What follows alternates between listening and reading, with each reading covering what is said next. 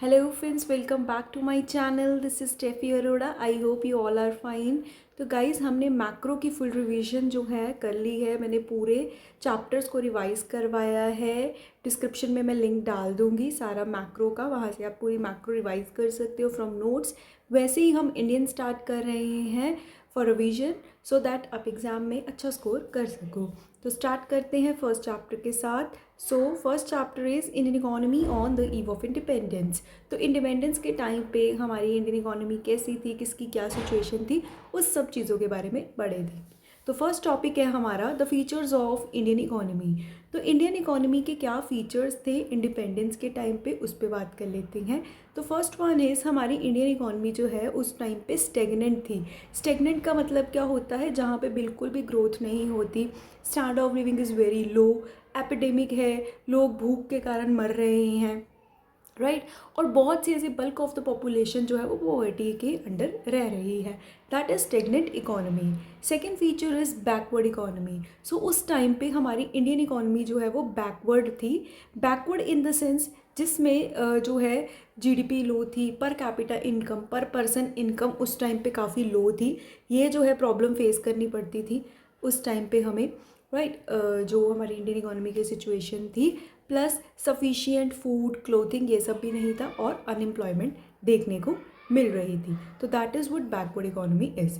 Next आ जाता है dominance of agriculture. So agriculture उस टाइम पे बहुत डोमिनेंट पोजीशन पे था, क्योंकि मेजॉरिटी ऑफ द पॉपुलेशन जो है वो एग्रीकल्चर पे ही डिपेंड थी. एमसीक्यू आपको इसमें से आ जाता है कि कितनी percent population on the eve of independence के टाइम पे जो है एग्रीकल्चर पे डिपेंड थी. That is 72%. और जीडीपी में कितना कंट्रीब्यूशन था एग्रीकल्चर का, दैट इज़ 50%, राइट. तो ये आपको दोनों एमसीक्यू जो है काफ़ी इंपॉर्टेंट है, इन दोनों में से आपको आ सकता है. तो एग्रीकल्चर उस टाइम पे इतना डोमिनेंट था. प्लस इसी के साथ इतनी डिपेंडेंस होने के साथ साथ साथ इसकी प्रोडक्टिविटी और प्रोडक्शन दोनों ही उस टाइम पे काफ़ी लो पोजीशन पे जो है वो मानी गई थी. तो ये भी एक वन ऑफ द उस टाइम पे एक ड्रॉबैक था. नेक्स्ट आ जाएगा ब्लीक इंडस्ट्रियलाइजेशन. ब्लीक का मतलब क्या होता है, ना के बराबर या बहुत कम.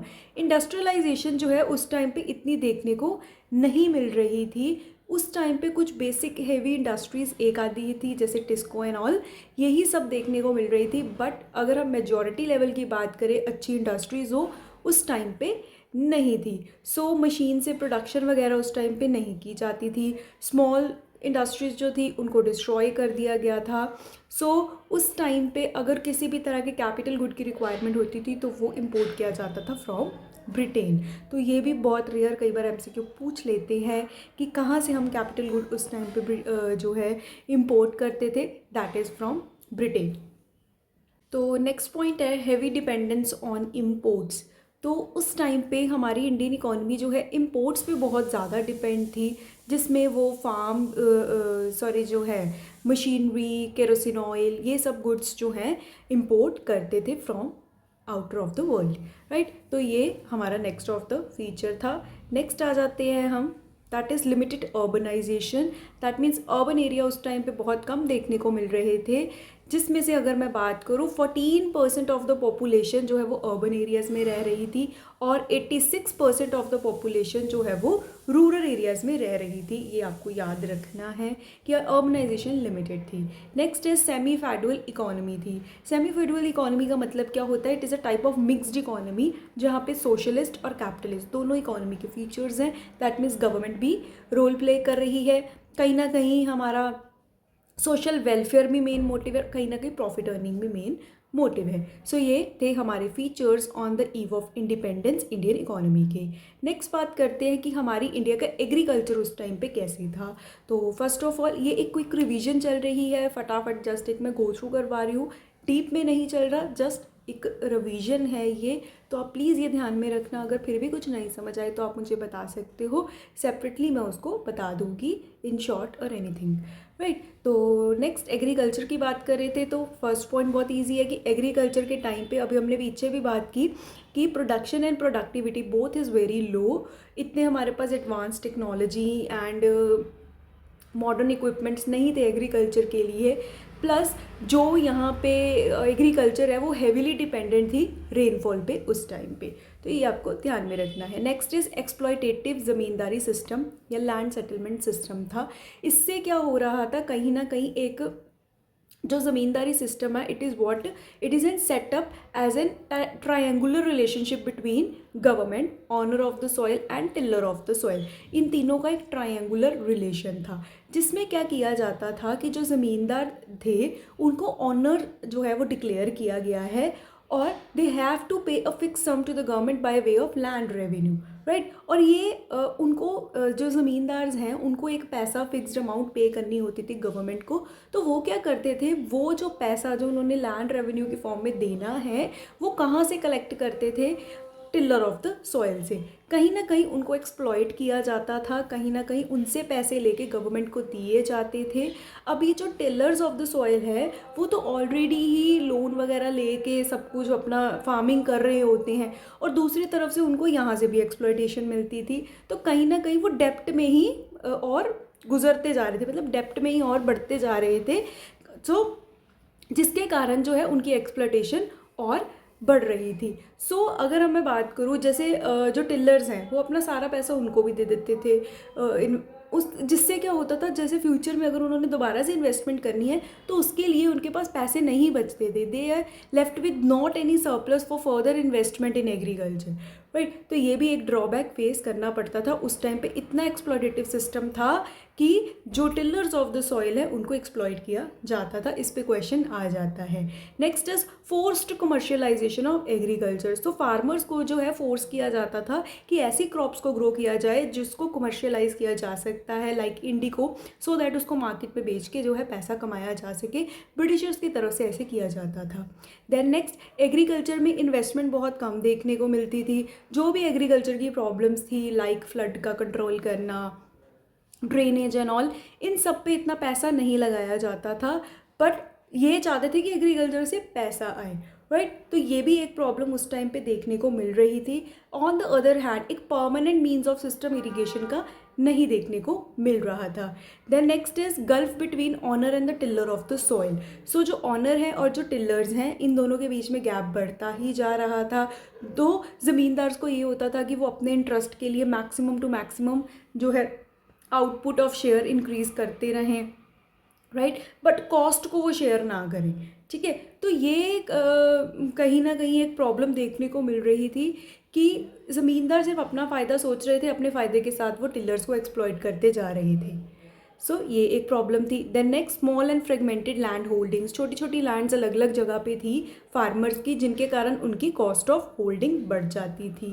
देन नेक्स्ट, सब्सिस्टेंस आउटलुक था, मतलब पुराना काम करने का तरीका था, या मतलब ऐसा ही क्रॉप्स ग्रो करना कि सिर्फ हमारी फैमिली की नीड्स फुलफिल हो जाए, इस तरह की सोच जो है वो देखने को मिलती थी।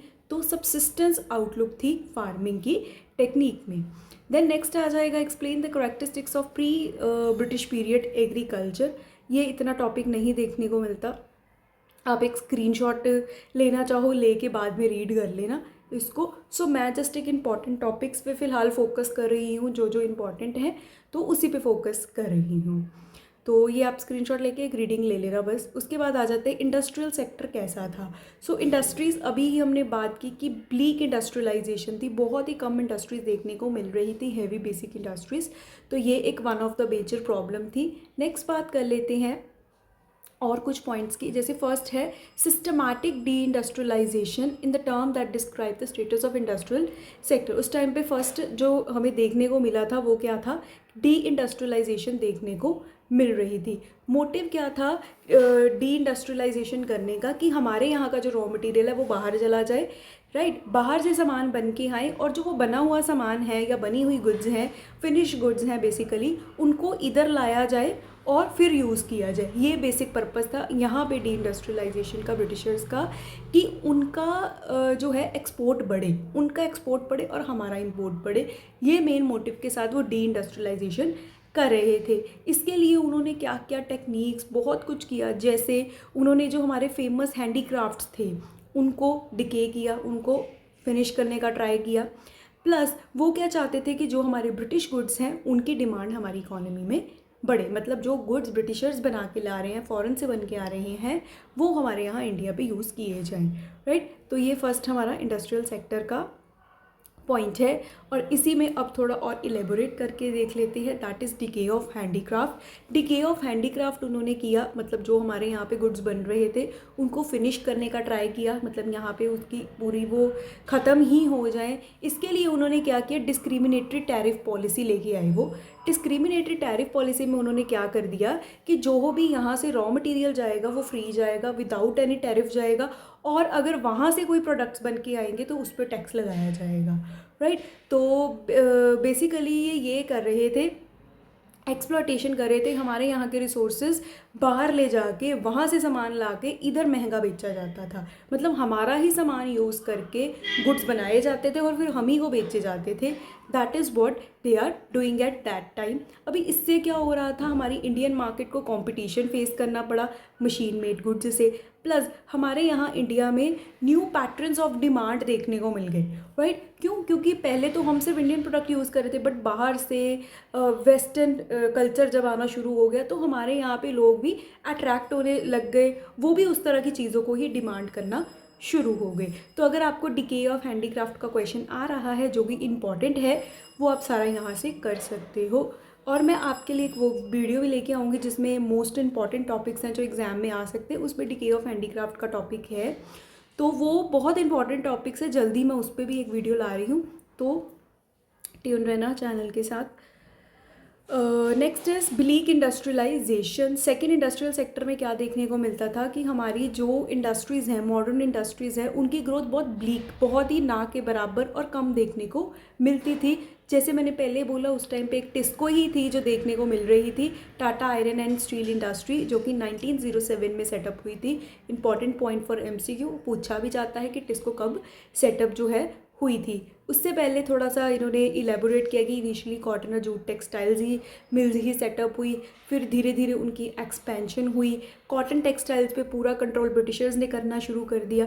तो ऐसे कुछ पॉइंट्स आप भी लिख सकते हो, बट मेरा बेसिक पर्पस बताने का या मेन जो आपने लिखना है कि इतनी ब्लीक इंडस्ट्रियलाइजेशन थी कि एक हेवी इंडस्ट्री जो देखने को मिलती थी वो सिर्फ टिस्को ही थी जो 1907 में सेटअप हुई थी।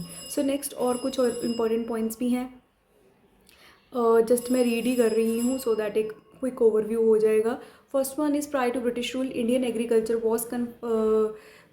Was very famous world wide. तो ब्रिटिशर से पहले हमारा इंडियन एग्रीकल्चर जो है वो इंडियन टेक्सटाइल इंडस्ट्रीज, एग्रीकल्चर तो हम कर ही नहीं रहे, वर्ल्ड वाइड ये काफ़ी फेमस था। Dhaka muslin was found in Bengal, was famous all over the world as a famous cotton textile. थोड़ा बहुत याद कर सकते हो, इतना कुछ खास इंपॉर्टेंट है नहीं है मेरे। और one of the finest variety of muslin कौन सा था? मलामल। तो ये थोड़ा सा याद रख लेना अगर हो सके, मुझे लगता नहीं ये सब आएगा, बट स्टिल फिर भी हम देख सकते हैं।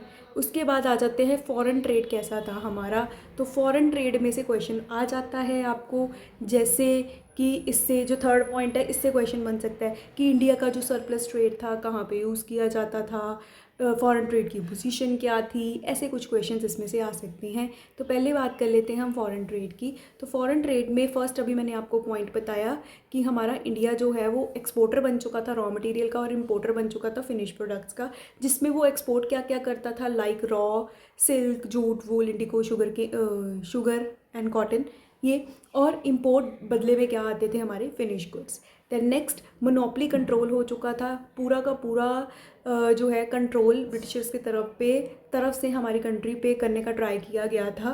दैट मीन्स यहाँ पे जो हमारा इंडिया का 50% ऑफ द ट्रेड था, बड़ा इंपॉर्टेंट पॉइंट एमसीक्यू के लिए, कि 50% ऑफ द हमारा फॉरेन ट्रेड किसके साथ किया जा रहा था? विद द ग्रेट ब्रिटेन के साथ किया जा रहा था, और रेस्ट ऑफ द ट्रेड जो है वो चाइना, श्रीलंका, ईरान के साथ किया जा रहा था। सो बेसिकली हमारी इंडिया की मेजर ह्यूज मार्केट जो है वो ब्रिटिशर्स ने कैप्चर कर ली थी। तो ये आपको याद रखना है। और इसी के साथ आपको जो एक और क्वेश्चन इसमें से आएगा, स्पेसिफिकली ही क्वेश्चन आ जाता है, where the surplus of the trade और इज बीइंग यूज्ड। क्योंकि हमारा ट्रेड ना उस टाइम पे काफ़ी सरप्लस था। सरप्लस ट्रेड का मतलब क्या होता है कि हमारे एक्सपोर्ट्स ज़्यादा थे, इम्पोर्ट थे। अभी एक्सपोर्ट तो थे ज़्यादा हमारे, क्योंकि यहाँ से रॉ मटेरियल बहुत जा रहा था, बट वो हमें बेनिफिट नहीं दे रहा था। Do you agree with this point? तो ये आपसे क्वेश्चन पूछा जाएगा, surplus state but only benefit to British, not to us, not to Indians. क्यों? क्यों? क्योंकि फिर आप ये पॉइंट एक्सप्लेन कर सकते हो कि यहाँ से एक रॉ मटेरियल लेके जाया जाता था, वहाँ से फिनिश बन के आता था और वही हमें महंगा बेचा जाता था। जो एक्सपोर्ट जा रहा था वो रॉ मटेरियल का ही जा रहा था। ये आप पूरा कहानी पीछे वाली बता सकते हो। प्लस आपको यहाँ पे ये क्वेश्चन आता है कि जो ट्रेड सरप्लस था, होता भी था, तो उसको पैसे कहाँ पे यूज़ किए जाते थे? उसके पैसे यूज़ किए जाते थे एडमिनिस्ट्रेशन एक्सपेंस में और वॉर एक्सपेंस। अब जो भी लड़ाई झगड़े वॉर होती थी उस पर या एडमिनिस्ट्रेशन पे ये खर्चा यूज़ किया जाता था। Sorry, surplus. ये सरप्लस हमारी इंडिया की ग्रोथ के लिए नहीं यूज़ किया जा रहा था। क्वेश्चन आता है, डू यू थिंक और do you what you think about कि जो ट्रेड हमारा था सरप्लस, उसका जो पैसा है वो कहाँ पे यूज़ किया जा रहा था? It is use for the growth of the country और not? You will say no, it is not use for the growth of the country, it is use for the administration expense of the British government and use for war expenses fought by the British government. तो ये इन दोनों चीज़ों पे use किया जाता था। ये आपने एक्सप्लेन कर देना है, इंपॉर्टेंट क्वेश्चन था। उसके बाद बात कर लेते हैं हम डेमोग्राफिक प्रोफाइल की। सो डेमोग्राफिक प्रोफाइल के बारे में हमें बताना है। डेमोग्राफिक प्रोफाइल का मतलब क्या होता है कि हमारे यहाँ के जो पॉपुलेशन है उसके करेक्टरिस्टिक्स कैसे थे, मतलब इन द सेंस यहाँ पे हमें अभी ये चीज़ें बतानी पड़ेगी कि उस टाइम पे birth rate, death rate, literacy rate, जो पॉपुलेशन का नेचर है वो कैसा था, ये अभी इसमें बताना होता है। जस्ट एक गो थ्रू ही करना है, फटाफट कर लेते हैं। सो हाई बर्थ और डेथ रेट दोनों ही बहुत हाई थे। सो जो बर्थ रेट है दैट इज़ 40/1000, 48/1000 और डेथ रेट इज़ 40/1000। तो ये आप लिख सकते हो, जो कि एक पॉवर्टी का कारण है। देन नेक्स्ट आ जाता है इन्फेंट मोर्टालिटी रेट। सो ये भी बहुत ज़्यादा था उस टाइम पे, क्योंकि मतलब इन्फेंट मोर्टालिटी रेट का मतलब क्या होता है कि एक साल के अंदर अंदर जो बच्चे मर जाते हैं, जिनकी डेथ हो जाती है, सो इट वाज अबाउट 218/1000। अगर 1000 बच्चे पैदा हो रहे तो 218 उसमें से मर जाते थे। While at present it is 33/1000 इस बार, मतलब अब एट टाइम ये बहुत कम हो चुके हैं। उस टाइम पे ज़्यादा इसलिए थे क्योंकि proper nutritious system and all, health care ये वो अच्छे से नहीं था, ये कहा जाता है डाटा के अकॉर्डिंग। उसके बाद लाइफ एक्सपेक्टेंसी उस टाइम पे काफ़ी लो थी, मतलब एक एवरेज पर्सन की life at that time it was just 32 to 33 years, but आज के टाइम पे इट इज़ 69 ईयर्स। तो ये थोड़ा सा रख सकते हो याद। लिटरेसी में से आपको एमसीक्यू आ जाता है कि लिटरेसी रेट वाज ओनली 16%। उस टाइम पे सिर्फ 16% लोग पढ़े लिखे थे, जिससे पता चलता है कि हमारी इकॉनमी कितनी बैकवर्ड और जो है पिछड़ी हुई मतलब इलिटरेट थी उस टाइम पे काफ़ी। और फीमेल की अगर लिटरेसी की बात की जाए तो that was only 7%। Then next उसके बाद आ जाते हैं नेक्स्ट टॉपिक पे, demographic transition. So demographic transition में आपको जो एमसीक्यू आ जाता है वो इस पॉइंट पे बड़ा आता है, ईयर ऑफ ग्रेट डिवाइड कब था? 1921। तो फर्स्ट सेंसस कब कंडक्ट किया था? 1881। तो ये दो याद रख लेना, बाकी एक रीडिंग ले लेना, कुछ खास इसमें इंपॉर्टेंट नहीं है। एक बार आप रीड करना चाहो तो इसको रीड कर सकते हो, बट अदरवाइज़ अगर मैं बात करूँ तो ये दो एमसीक्यू ही मुझे इसमें ज़्यादा देखने को मिलते हैं। एक गो थ्रू आप इसका ले सकते हो पूरा, ठीक है, एक बार आप स्क्रीनशॉट लेना चाहो तो आप ले सकते हो। नेक्स्ट बात कर लेते हैं ऑक्यूपेशनल स्ट्रक्चर की। सो उस टाइम पे हमारा ऑक्यूपेशनल स्ट्रक्चर कैसे देखने को मिला था? सो ऑक्यूपेशनल स्ट्रक्चर में अगर बात की जाए, मेजॉरिटी ऑफ द प्रोपोर्शन था हमारा एग्रीकल्चर का, दैट इज़ 72.7% पॉपुलेशन जो है वो डिपेंड कर रही थी हमारी एग्रीकल्चर पे। वेदर अगर मैं बात करूँ डेवलप्ड कंट्रीज़ की, जैसे इंग्लैंड, अमेरिका, उसमें बहुत ही कम परसेंटेज है जो है पॉपुलेशन एग्रीकल्चर पे डिपेंड थी। नेक्स्ट आ जाते हैं इंडस्ट्रीज़। इंडस्ट्रीज़ भी उस टाइम पे हमारी काफ़ी पीछे चल रही थी, that is nearly 9% of the population जो है वो इंगेज थी इंडस्ट्रीज़ पे। अगर हम रेस्ट ऑफ द कंट्रीज़ की बात करें तो मोर देन 30% जो है वो इंगेज होती थी एग्रीकल्चर में, इंडस्ट्रीज़ में। उसके बाद अगर मैं बात करूँ, अनबैलेंस ग्रोथ देखने को मिल रही है कि सिर्फ एग्रीकल्चर ही हमारा सबसे ऊपर है, बाकी दो सेक्टर्स हमारे बहुत पीछे हैं। सो बात की जाए अगर हमारी इंडिया की ग्रोथ की, तो वो बैलेंस्ड नहीं थी, मतलब तीनों सेक्टर में इक्वल ग्रोथ नहीं थी, सिर्फ एग्रीकल्चर ही है जो वो आगे चलता जा रहा है, या उसमें ही पॉपुलेशन हमारी डिपेंड है, बाकी सेक्टर्स अभी ग्रो नहीं हुए, तो उस टाइम पे ऐसे आप ऑक्यूपेशनल स्ट्रक्चर 3 पॉइंट सिंपल से एक्सप्लेन करके आ सकते हो। उसके बाद नेक्स्ट बात कर लेते हैं infrastructure on the eve of independence. तो हमारे यहाँ का इंफ्रास्ट्रक्चर कैसा था उस पर बात करेंगे। सो इंफ्रास्ट्रक्चर का मतलब क्या होता है कि हमारी कंट्री का transportation system, banking system, health care, education, ये सब चीज़ें कितनी डेवलप्ड थी उस पे बात करते हैं। तो फर्स्ट रेलवेज़ जो है वो तो ब्रिटिशर्स ने स्टार्ट कर ही दिया था हमारा, ठीक है। फर्स्ट ट्रेन जो है वो भी इनकी तरफ से स्टार्ट की गई थी, ये आप थोड़ा सा याद रखना, ठीक है।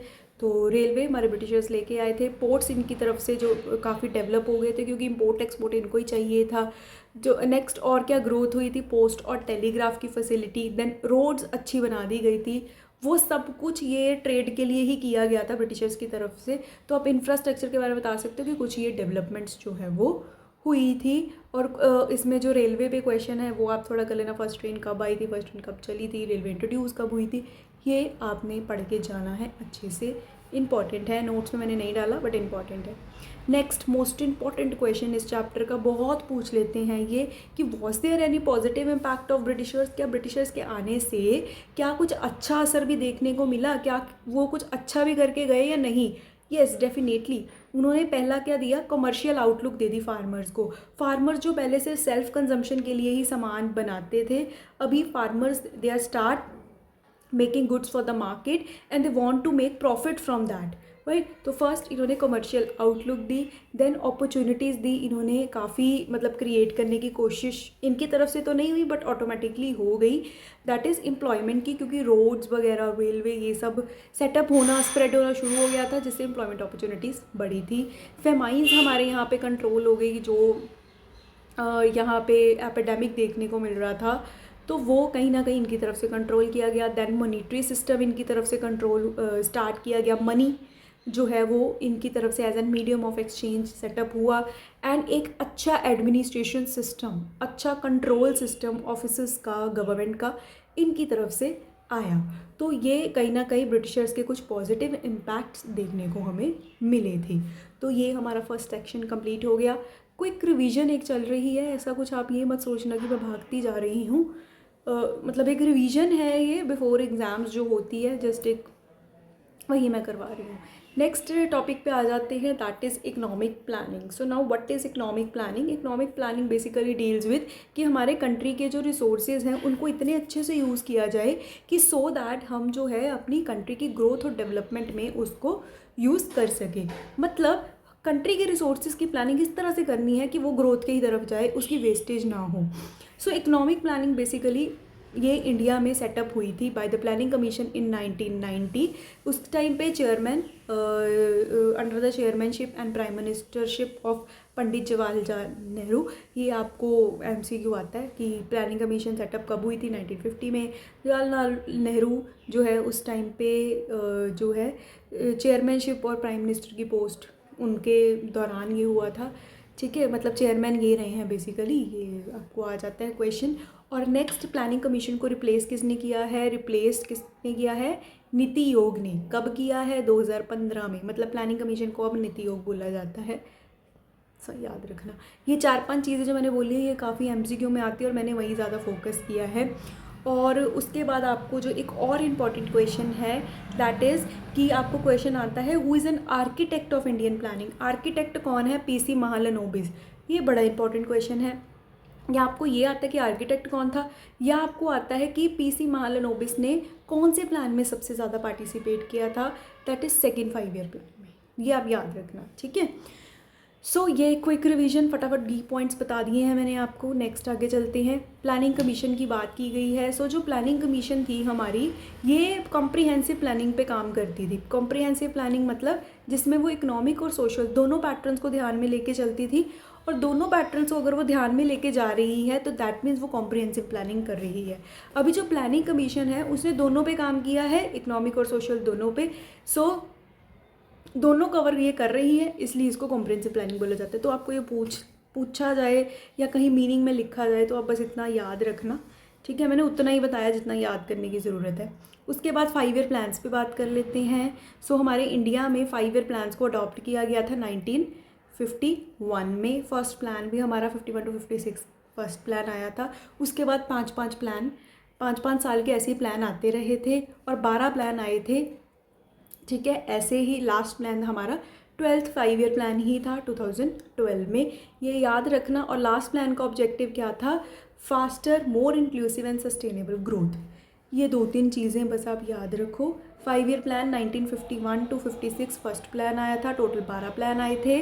लास्ट प्लान 2012 में आया था, लास्ट प्लान 12th प्लान ही था और उसका मेन ऑब्जेक्टिव था हमारा faster, more inclusive and sustainable growth. ये 3-4 चीज़ें याद रखनी है जो मैंने अभी आपको बताई हैं।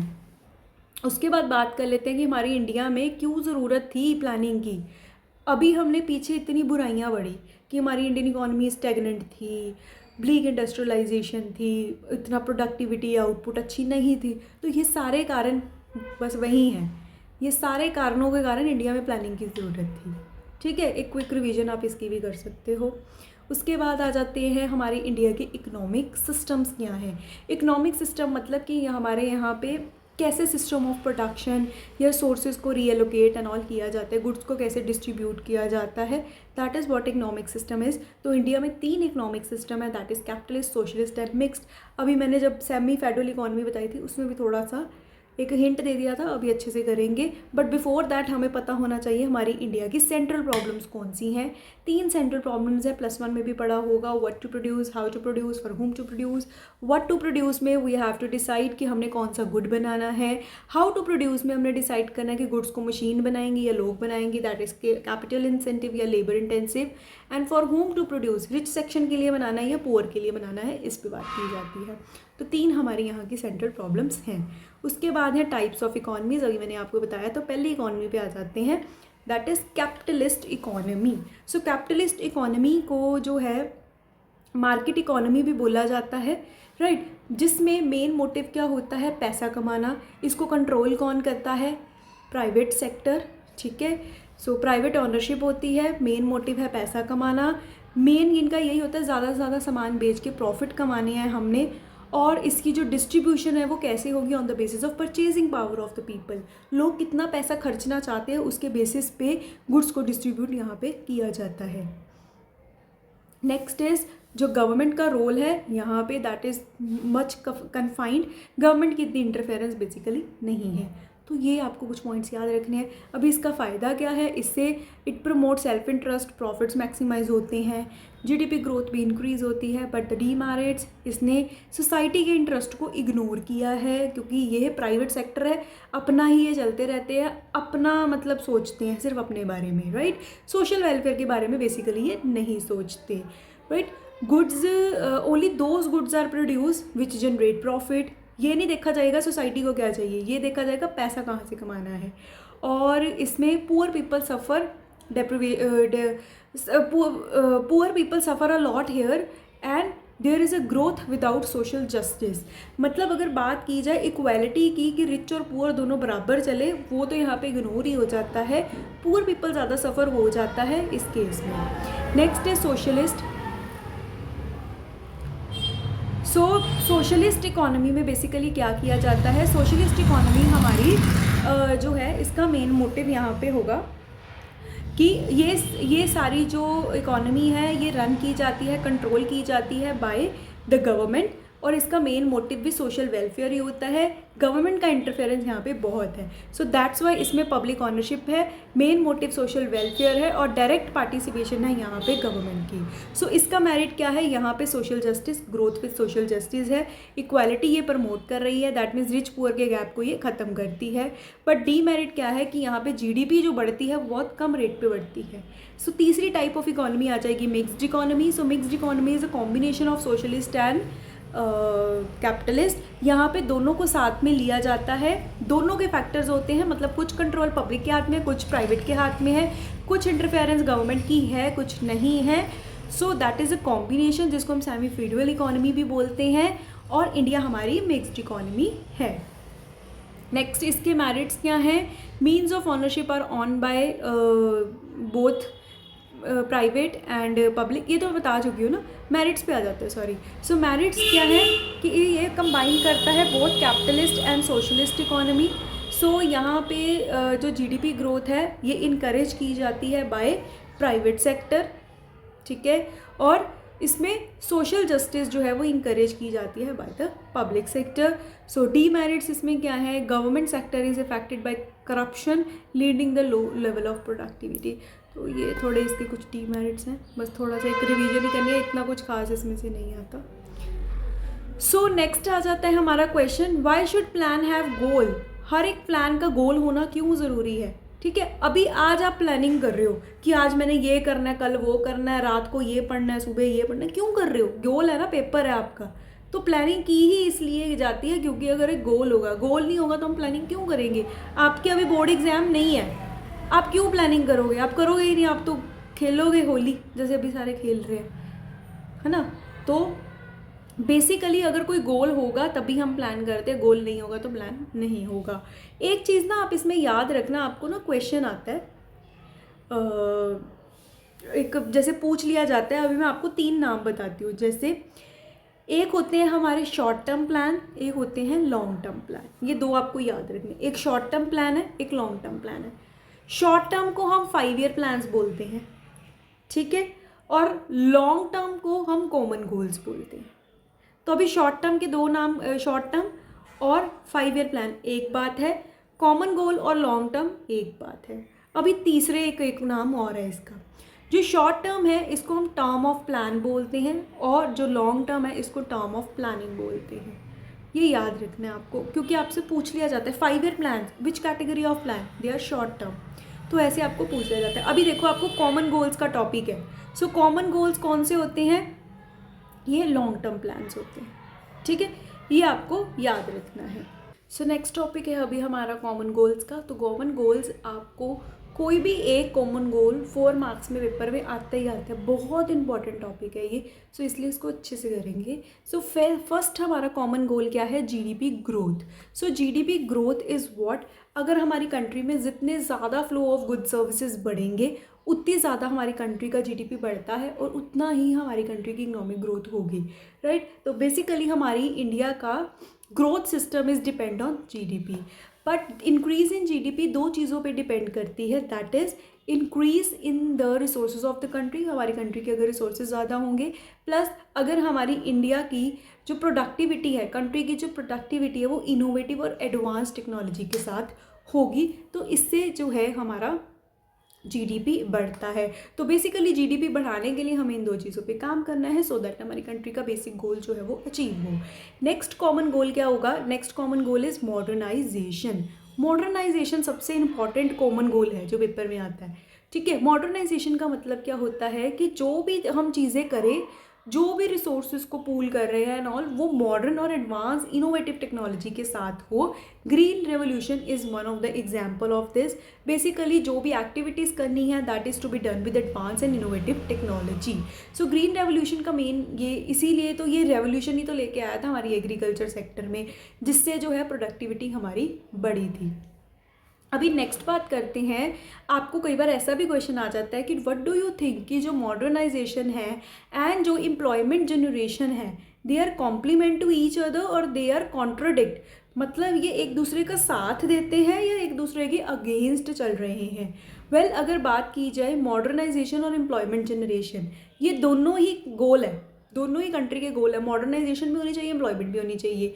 बट मॉडर्नाइजेशन से क्या होता है, प्रोडक्टिविटी बढ़ती है। प्रोडक्शन या प्रोडक्टिविटी बढ़ती है, हमारी कंट्री की इनकम बढ़ती है।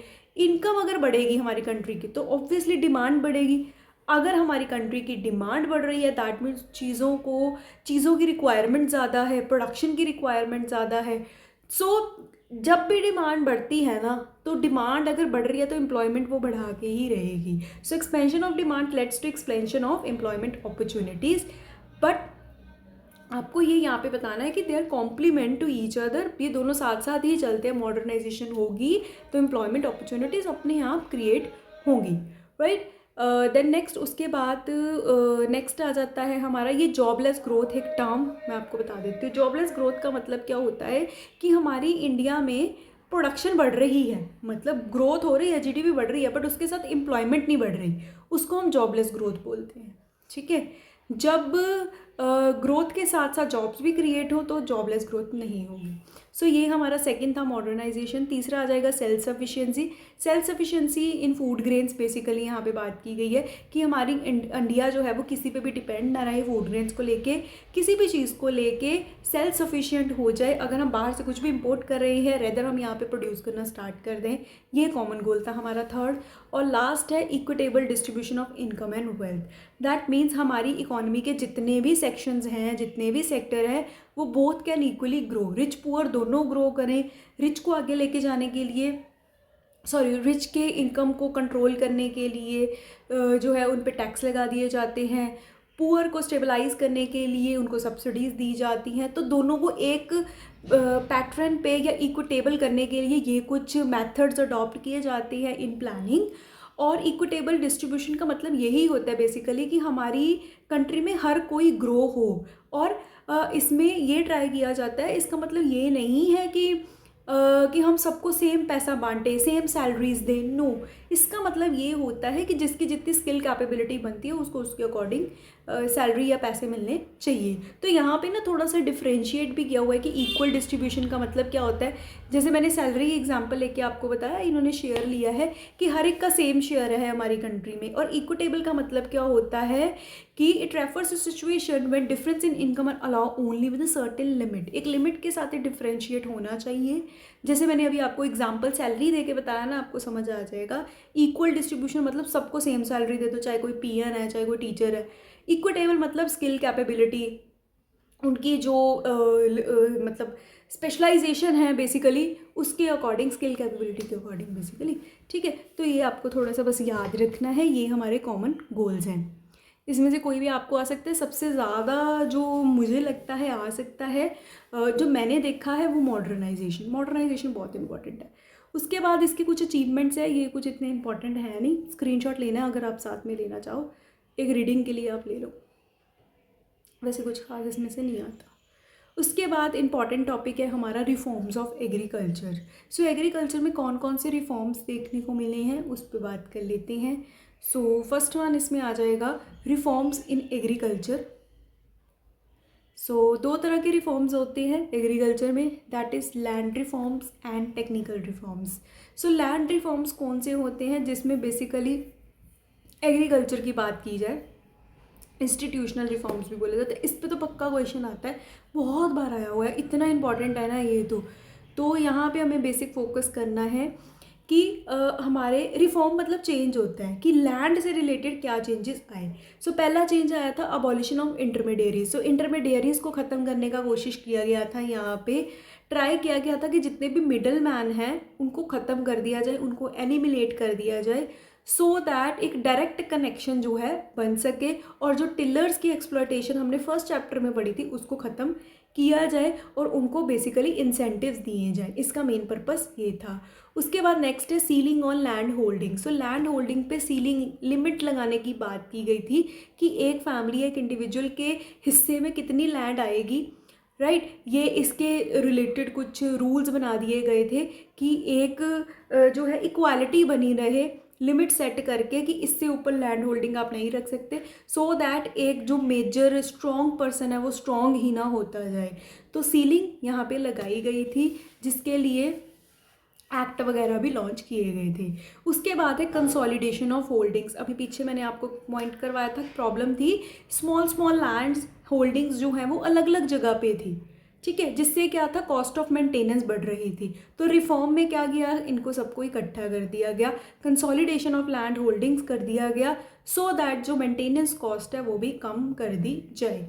Then next regulation of rent, इस पे भी काम किया गया था कि एक कितना रेंट जो है वो कलेक्ट किया जा सकता है। सो इस पे लिमिट लगा दी गई थी कि फ्रॉम द टिलर्स ओनली 1/3 जितनी भी क्रॉप की वैल्यू है, क्रॉप की वैल्यू का 1/3 ही रेंट कलेक्ट किया जा सकता है, इससे ज़्यादा नहीं।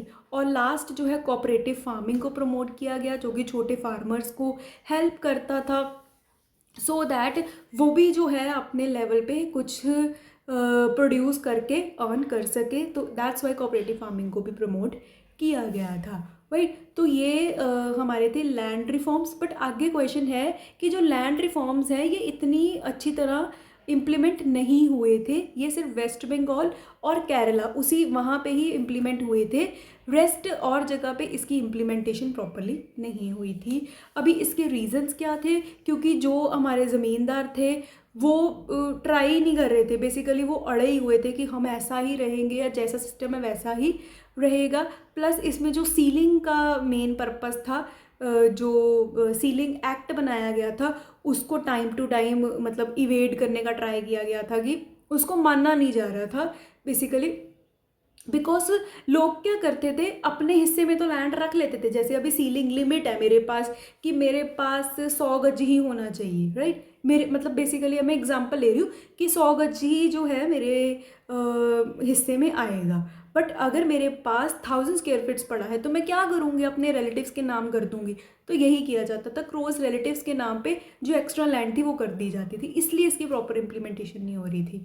तो ये कुछ आप एक जनरल नॉलेज है। वैसे ये आपको रिफॉर्म्स पे क्वेश्चन आता है, कई बार पूछ लेते हैं कि क्यों नहीं, डू यू थिंक ये इम्प्लीमेंटेड प्रॉपरली और नॉट, ये भी पूछ लिया जाता है। उसके बाद आ जाते हैं हम टेक्निकल रिफॉर्म्स पे। तो टेक्निकल रिफॉर्म्स में क्या बात की गई थी।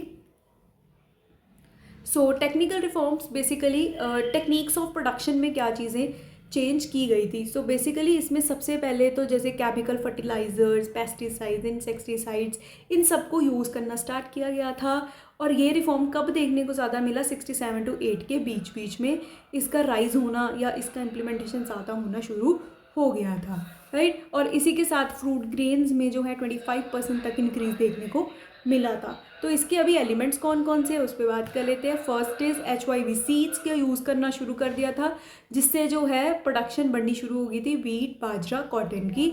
और 65 में इसका जैसे इम्प्लीमेंटेशन एंड ऑल शुरू हुआ था। देन नेक्स्ट केमिकल फर्टिलाइजर्स भी यूज़ किए गए थे, क्योंकि अगर हम HYV सीड्स यूज़ करें तो केमिकल फर्टिलाइजर्स भी यूज़ करेंगे।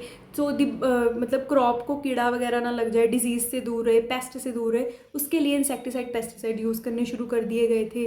और इरिगेशन फैसिलिटीज़ को भी इन्हेंस किया गया था, काफ़ी नए प्रोजेक्ट्स लॉन्च किए गए थे इरिगेशन फैसिलिटी के लिए, जिससे जो है मतलब अगर 1951 की बात करें उस टाइम पे ओनली 17% ऑफ द लैंड जो है वो इरिगेशन के अंडर आ रही थी प्रोजेक्ट्स के अंदर, जो कि प्लानिंग के दौरान 45% तक इंक्रीज़ कर दी गई थी। सो ये कुछ हमारे टेक्निकल रिफॉर्म्स थे।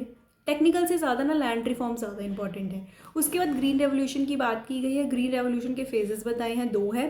अगर ग्रीन रेवोल्यूशन की इम्प्लीमेंटेशन या इंट्रोडक्शन कब हुई थी एंड ऑल, तो 66 आप याद रखना, 1966 67 इसके आसपास जो होगा ना उस पर टिक लगा के आना, ग्रीन रेवोल्यूशन तब आई थी। HYV सीड्स की बात की जाए तब भी 96 या 67 के आसपास, ठीक है। और एक तो और चीज़ आपका एक होता है वाइट रेवोल्यूशन, जिसमें डेयरी प्रोडक्ट्स वगैरह की बात की जाती है।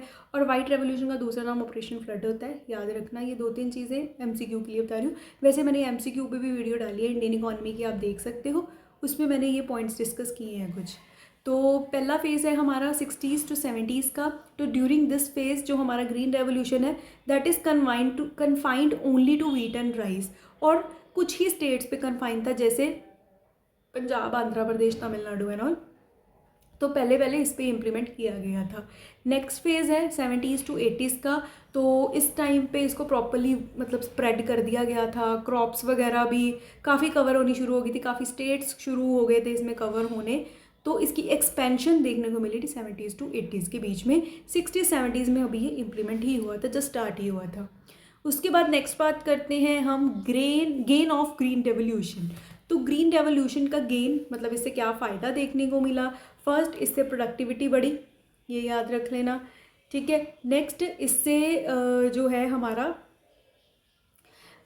Substances rise in area under the cultivation, जो लैंड पड़ी थी वो कल्टीवेशन के अंदर, फार्मिंग के अंदर इन्वॉल्व होनी शुरू हो गई थी, क्योंकि केमिकल फर्टिलाइजर्स यूज़ हो रहे थे, right. Then next is shift from subsistence to commercial farming. तो फार्मिंग जो है अब कमर्शियली या कमर्शियल पर्पस के लिए करनी शुरू कर दी गई थी, सो दैट उसको बेच के एंड ऑल पैसा अर्न किया जाए।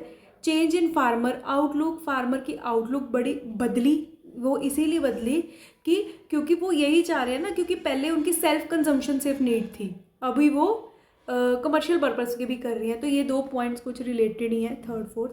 लास्ट है सेल्फ सफिशिएंट इन फूड ग्रेन्स बफर स्टॉक, मतलब एक्स्ट्रा स्टॉक क्रिएट होना शुरू हो गया था और सेल्फ सफिशिएंट हमारी इंडिया होती जा रही थी क्योंकि प्रोडक्शन बहुत वास्ट लेवल पे बढ़ रही थी, जिससे जो है हमारी इंडिया सेल्फ सफिशिएंट मतलब आत्मनिर्भर तो हो ही गई थी, अपने लिए वो सामान प्रोड्यूस कर सके। तो आपको कहीं पे ना जैसे ये हिंदी का वर्ड है वैसे तो आत्मनिर्भर, आपको पेपर में आत्मनिर्भर इंग्लिश में मतलब लिखा आ जाता है, तो समझ जाना कि वो सेल्फ सफिशिएंट की बात कर रहे हैं और उसमें आपको सेल्फ सफिशिएंसी ही बतानी है। जैसे अभी मैंने आपको कॉमन गोल्स बताए थे, उसमें सेल्फ सफिशिएंट था ना, तो आपको बोल देंगे explain the common goal as atmanirbhar. ठीक है, तो थोड़ा इस पे ध्यान रखना। और ग्रीन रेवोल्यूशन के मेरिट डिमेरिट्स इंपॉर्टेंट है, पूछते हैं इसका इम्पैक्ट एंड ऑल क्या है, तो उसके लिए आप इसको पढ़ के जाना। अभी लिमिटेशंस क्या हैं हमारे ग्रीन रेवोल्यूशन के। सो ग्रीन रेवोल्यूशन के क्या क्या ड्रॉबैक्स देखने को मिलते हैं उस पर बात कर लेते हैं। First one is limited crops. So crops जो है वो लिमिटेड यहाँ पे कवर हुई हैं ग्रीन रेवोल्यूशन के प्रोजेक्ट के अंडर। ठीक है, सारी क्रॉप पे ये अप्लाई नहीं हो रहा। हमें अगर मैं बात करूँ पल्सेस एंड ऑल तो उस पर थोड़ा कम देखने को मिला था। नेक्स्ट इज़ अनइवन स्प्रेड, मतलब ये नहीं हो रहा कंट्री में हर एक स्टेट में प्रॉपरली ग्रोथ चल रही है, प्रॉपरली इंक्रीज हो रहा है। नो, पंजाब हरियाणा महाराष्ट्र साइड पे तो मतलब अच्छे से चल रहा है सब। बाकी स्टेट्स की बात की जाए जैसे उड़ीसा एंड ऑल, तो यहाँ पे अच्छे से ये काम नहीं किया या इतना सिग्निफिकेंट ग्रोथ देखने को नहीं मिली थी। देन लिमिटेड फार्मिंग पॉपुलेशन, अभी फार्मिंग में इन्वॉल्व होना मतलब कम है अभी पॉपुलेशन, बट जैसे अभी ग्रीन रेवोल्यूशन है, प्रोडक्शन बढ़ रही है। ठीक है, मतलब इसमें काफ़ी एक्सपेंसिव इनपुट्स लगाने पड़ते हैं, तो हर कोई नहीं रेडी होता। लिमिटेड पॉपुलेशन ही इसमें इंगेज होना चाहती है इन दीज टाइप्स, मतलब जो रिच फार्मर्स हैं ना वही इसको ज़्यादा प्रेफर कर रहे हैं। तो ये इसका एक ड्रॉबैक है कि पॉपुलेशन बहुत कम है इसमें एंटर होने वाली। देन नेक्स्ट, इसने रिच पुअर के गैप को, या अगर मैं बात करूँ छोटे बड़े farmers, rich farmers and small farmers, इसके डिवीजन को बढ़ा दिया। दैट इज़ इकोनॉमिकली इसकी डिवीजन बढ़ चुकी है, तो ये भी एक ड्रॉबैक देखने को मिला। नेक्स्ट आ जाते हैं। नेक्स्ट क्वेश्चन है एग्रीकल्चर सब्सिडी अ वाइज और अ वर्च्यू।